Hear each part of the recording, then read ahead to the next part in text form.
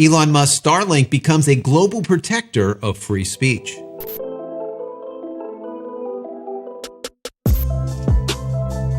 Hey everybody, welcome back to the channel. Thank you so much for once again joining me for tea time. Today we have a little bit of something special. Can't tell you what it is. We're still working on it. My holiday teas, right around the corner. Stay tuned for those. So I hope you're joining me with your cup of tea, maybe a cup of coffee, hanging out, talking tech, talking photo, talking video. Today is a tech day. So we're going to be talking about Elon Musk SpaceX Starlink. We have been doing that as of late. There's a lot of people been wanting this information, so I've been giving it to you. We've been doing a cross between photo, video, and tech. Yesterday, I believe it was a photo day. So what I'm trying to do is juggle all three, photo, video, and tech, because I love them all. And I love them equally. But as of late, YouTube wants me to do more Starlink because a lot of you guys just want more Starlink information. So I'm trying to give you more, but also balance the channel out. Let me just say, before I get into the positive, which I think is absolutely amazing, the idea of Elon Musk Starlink protecting free speech globally and lending a hand globally whenever there is problems, I think is fantastic, and it's noble in my personal opinion. But the negative side of this is, well, the service isn't running the way it should. And Elon knows this. Now, they did hit a milestone as of late. 1 million units. 1 million units manufactured to date. Now, that's a lot of terminals. That is a lot. But what has happened is according to Ookla, the speeds have been going down. So instead of right around, let's say 90 megabits on average, we're seeing just over 60 megabits on average. So let's say 20, 25% less, which is not good. For me personally, I'm seeing about a 50% reduction in speeds during, as Elon calls it, peak hours, which is really annoying to me because we had such a great speed, a great service for so long. But now, as I predicted, a lot of people thought I was crazy. There was going to be throttling going on and this thing was going to be oversold. And that's exactly what has happened. The service is just oversold. And during peak hours, there is throttling going on because there's only so much to give away, let's say. There's only so much bandwidth in the pot. For everyone to get a little bit, you have to somehow throttle it, right? And that is what's going on. So, not great, but I might go into this a little deeper in the future. But today, it's really something positive. And I think a bigger story that came out this weekend is the fact that Elon Musk has become this protector of free speech around the world. And as of late, Iran is one of the countries that are getting Starlink service.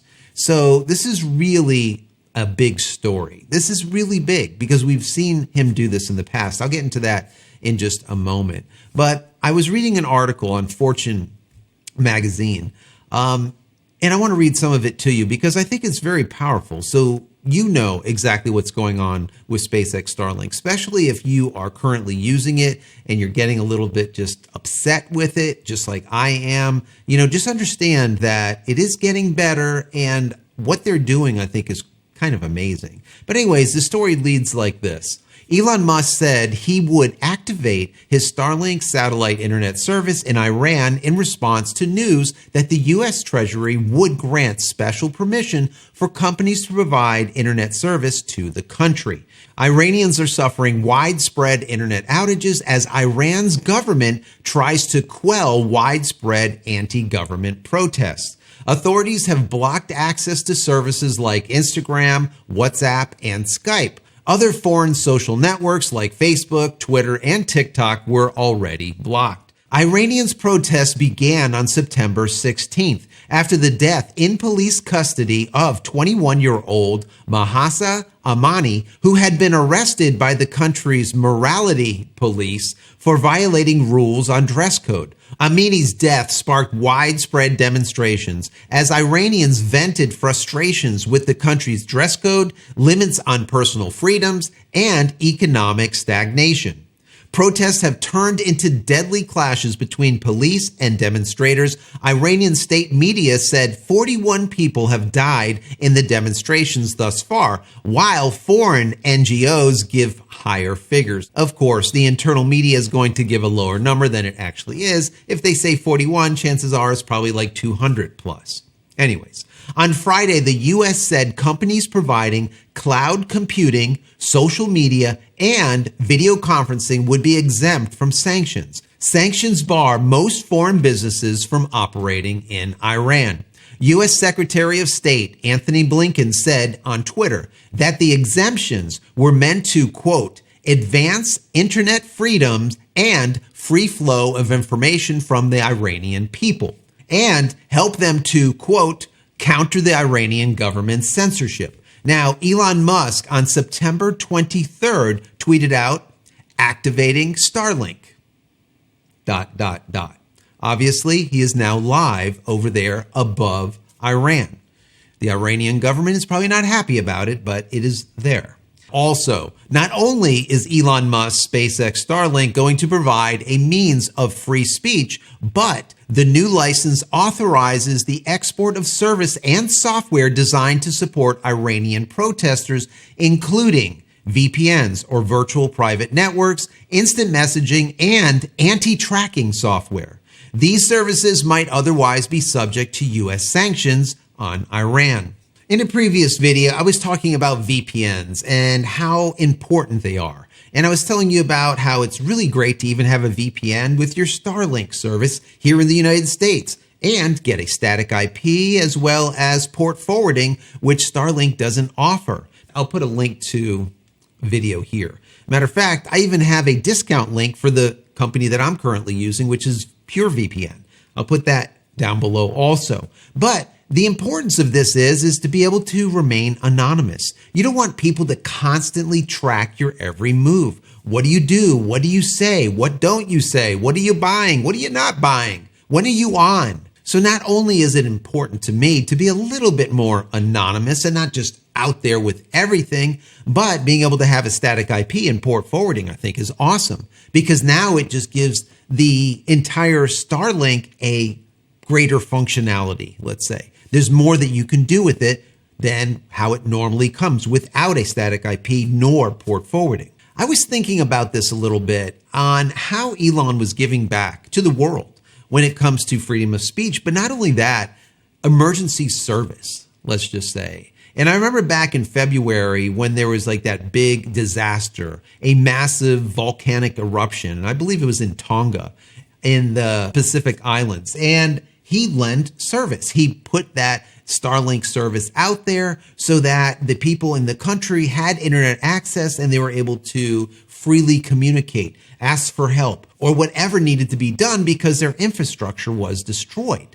So he's been doing this for a while. And if you remember, just recently, he sent over thousands and thousands and thousands of Generation 1 SpaceX Starlink units, the antennas, kits, let's call them, in trucks and trucks and truckloads of them over to the Ukraine. Why? Because Russia attacked them and took out their entire internet infrastructure, and now they weren't able to get any type of communication in and out of the country. Well, once again, to the rescue, Elon Musk with SpaceX Starlink. The Ukrainian people are now able to communicate with us and everywhere else in the world and tell their story. It doesn't matter if you are for or against Russia or for or against the Ukraine. The same thing with Iran. It doesn't matter if you're for Iran or against Iran. The idea of having freedom of speech and being able to have a freedom of communication, I think, is valuable, all right, globally. So I do like what Elon Musk has been doing. Do I like how, let's say, all of this throttling during peak hours and the outages and long waits to be able to get his service and all the rest of this stuff? No, I don't like any of that. But this slowdown due to, I believe, overselling the service has caused SpaceX to lose nearly $1 billion of federal funding.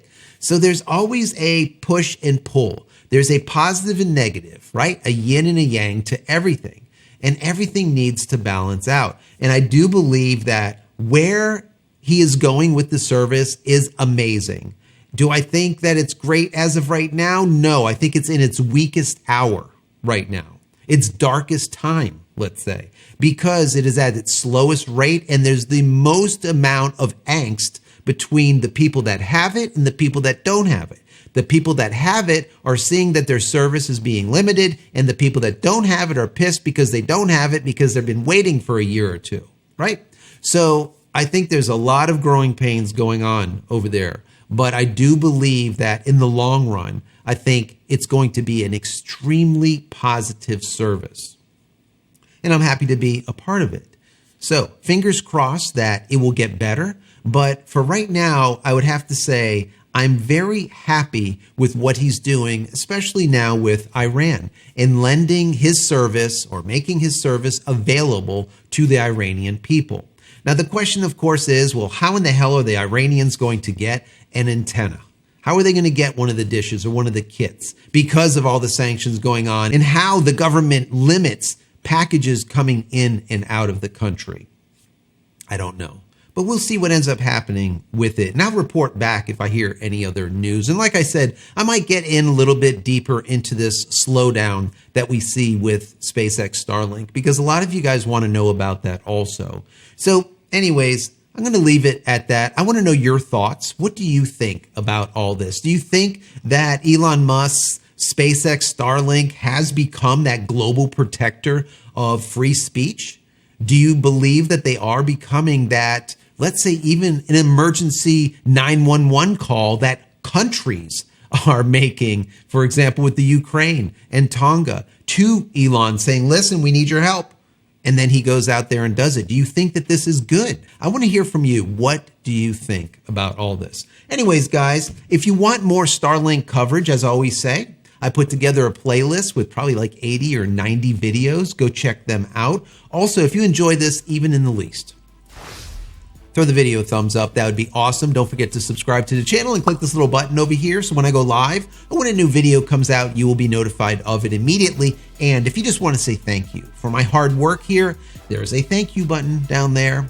If not, that's okay. Maybe you just want to become a member. That would be even better. Become a member. Anyways, head over to my website, JCristina.com, where you can find all the photography tools I've invented for you and me over the years, and hopefully there's something there that you might like. And if there is, please pick it up and support me and my family. That's it, guys. I'm out of here for yet another vlog. Many blessings to you and your family. Stay safe, stay healthy, and we'll see you in the next one. Love y'all.